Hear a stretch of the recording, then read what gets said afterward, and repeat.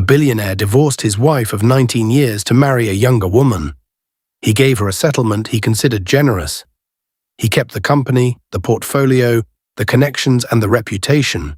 He kept everything, or so he thought. What Richard Cross did not understand, what he could not understand, because understanding it would have required him to see his wife as something other than a supporting role in his own story, was that Elena Cross was not just his wife. She was the reason any of it worked. She always had been.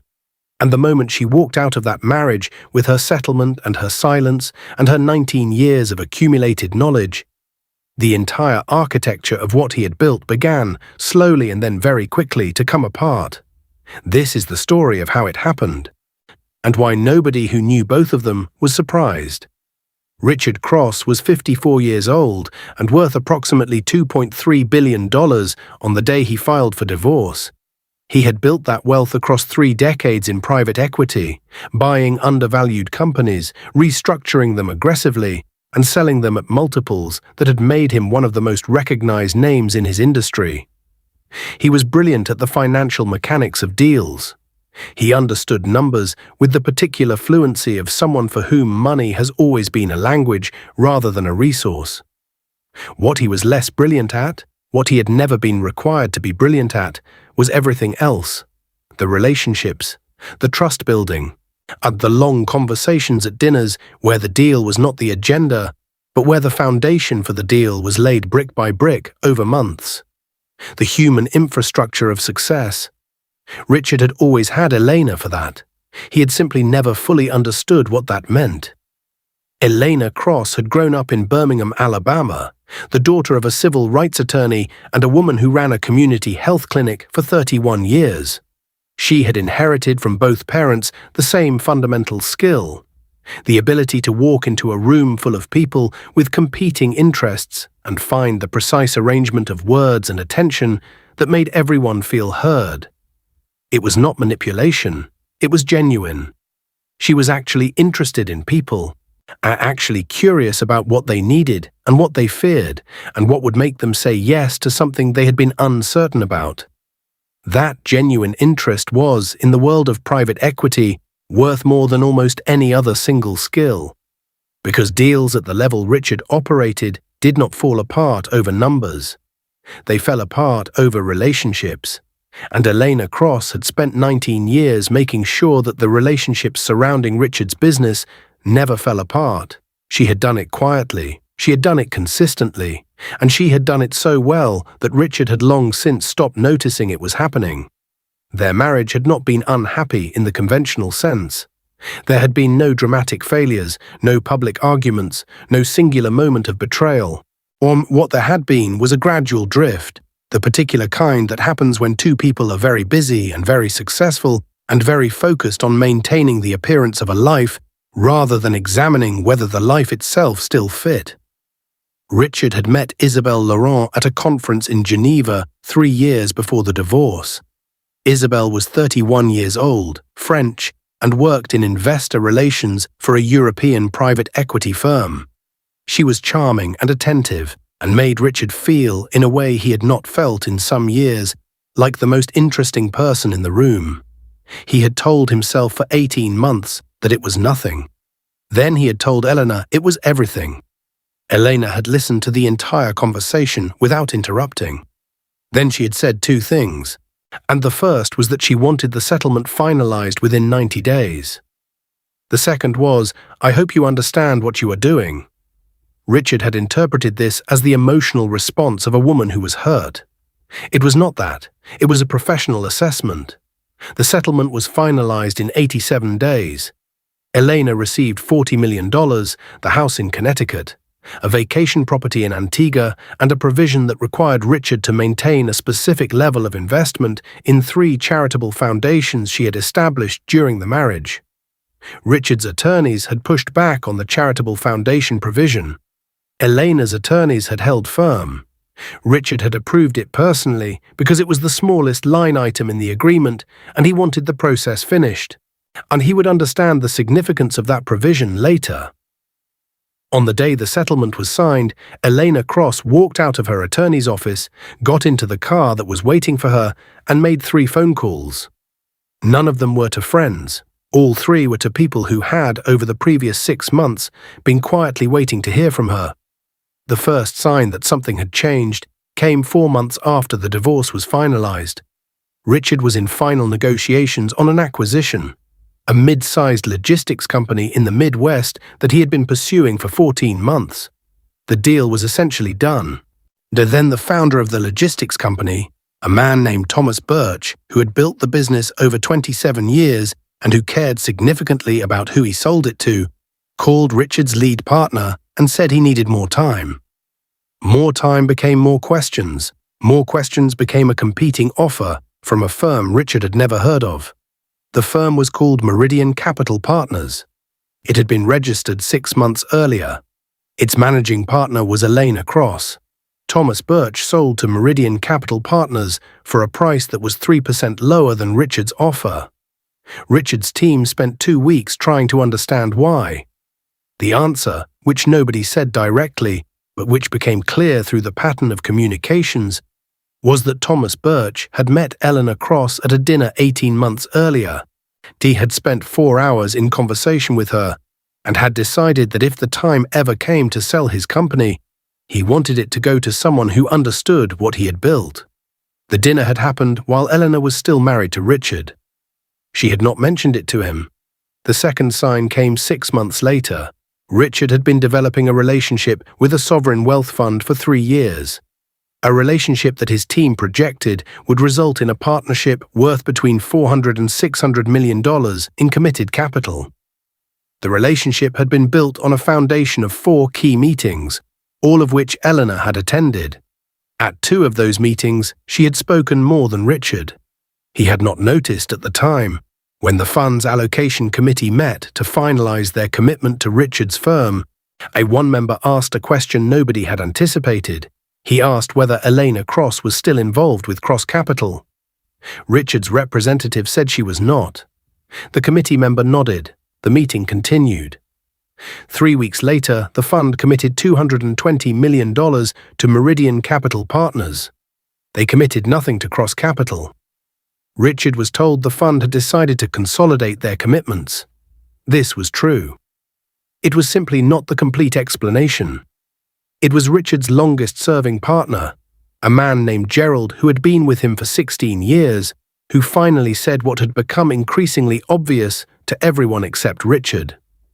They were sitting in Richard's office on a Tuesday afternoon reviewing the pipeline. Gerald had a list of 7 deals that had stalled or fallen through in the past 12 months. He went through them one by one. 4 of them had a common thread. Elena, not directly, not visibly, but present in each case in the form of a relationship that had quietly redirected.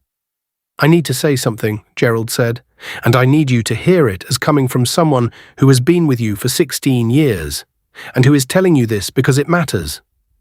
Richard said nothing.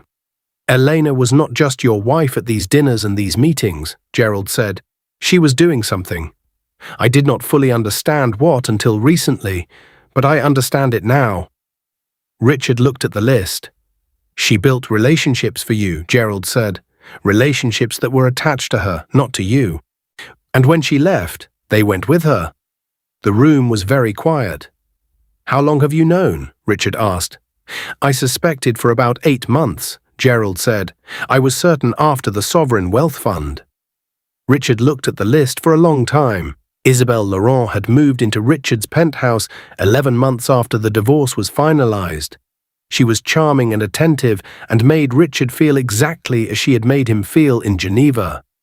She was also, as became apparent over the following 18 months, not Elena. This was not Isabelle's fault. She had not been presented as Elena. She had been presented as the beginning of something new. But what Richard discovered, slowly, without ever quite articulating it even to himself, was that the things he had attributed to his own abilities had, in significant part, been enabled by Elena's presence. The dinners that used to flow easily now required more effort. The conversations that used to end in handshakes now ended in follow-up emails that sometimes went unanswered. The room, which had always felt warm when Elena was in it, felt different now. Isabel noticed. She tried harder. It was not the same. By the second year, she had begun spending more time in Paris. By the third year, they had separated quietly.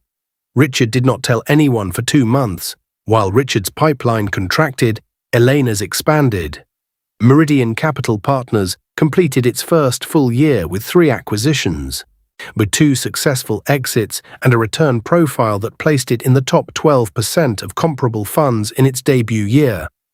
Elena had hired carefully 6 people, all of them chosen for the same quality she herself possessed. They understood relationships. She had also activated quietly and systematically 19 years of accumulated goodwill.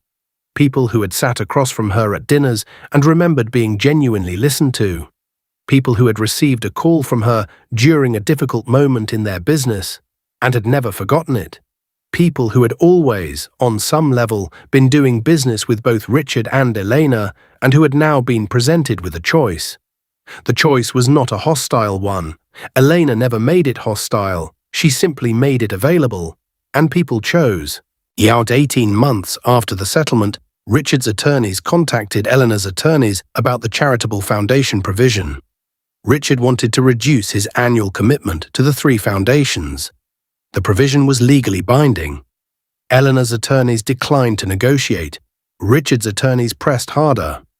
Elena took the call herself. She and Richard spoke for the first time in 14 months. He asked her to release him from the provision. She explained calmly and completely that the 3 foundations served a combined total of 47,000 people annually across health, education, and housing programs. She told him that his annual contribution represented 31% of their combined operating budget. "I will not be releasing you from the provision," she said. "The people those foundations serve made their plans based on the commitment you made. I will not have them pay for a decision that has nothing to do with them." Richard said nothing for a moment. "How is the business?" he asked. Elena said it was going well. She thanked him for calling. She ended the call. 2 years after the divorce, a financial publication ran a profile on Elena Cross and Meridian Capital Partners. The piece was titled "The Architect." It traced the trajectory of Meridian's first 2 years and placed it in the context of Cross Capital's parallel decline. The journalist had interviewed 11 people who had worked with or known both Richard and Elena over the years.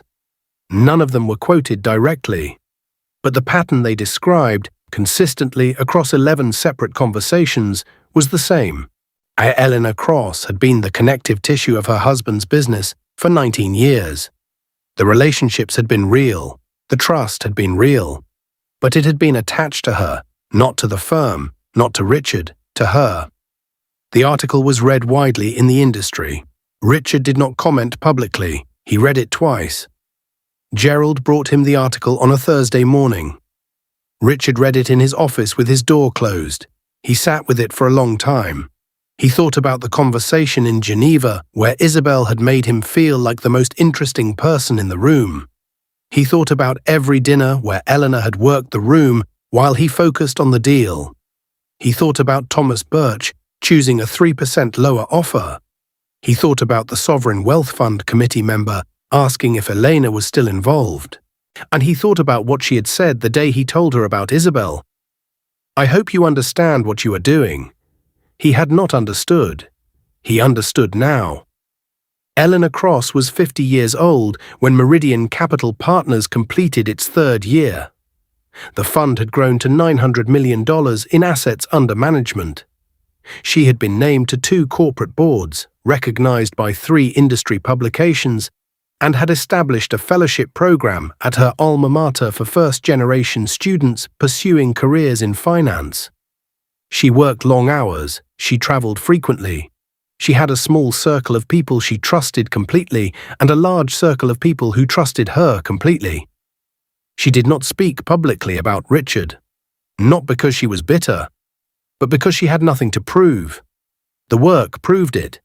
Every quarter, In the returns and the relationships and the rooms that her presence made warmer, the work proved it. Richard Cross restructured his firm twice in 3 years. He brought in new partners. He hired a relationship manager. He attended more dinners. He worked hard at the things that had always come easily when Elena was there. Some of it worked. Some of it did not. Cross Capital survived. It contracted. And in the industry that both of them moved through, the story of what had happened became one of those quiet legends that people referenced without naming names.